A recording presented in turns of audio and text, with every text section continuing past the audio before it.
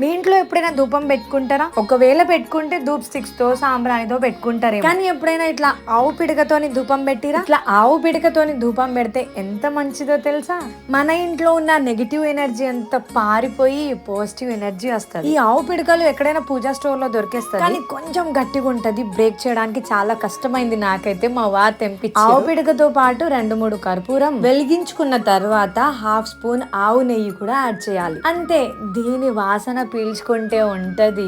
ఇంట్లో పాజిటివ్ ఎనర్జీయే కాకుండా మన దాంట్లో కూడా పాజిటివ్ వైబ్స్ వస్తాయి. ఇంట్లో మనకు అప్పుడప్పుడు చిరాకేస్తూ ఉంటది, గొడవలు అవుతూ ఉంటాయి. ఇవన్నీ కాకుండా పాజిటివ్ ఎనర్జీతో పాజిటివ్ వైబ్స్ తో మనం అంతా ఉండాలి అని అంటే ఈ ధూపం ట్రై చేయండి. అవునా, నమ్మాలా? నువ్వేమైనా బాబావా? నువ్వు చెప్పింది మేము వినాలా అని అనుకుంటున్నారా ఏంటి? నేనేం బాబాని కాకపోవచ్చు, కానీ ఆవు పిడక సైంటిఫిక్ గా కూడా చాలా మంచిది. దీంట్లో anti fungal, anti bacterial properties ఉండడం వల్ల స్కిన్ డిసీజ్ కూడా రానివ్వదు.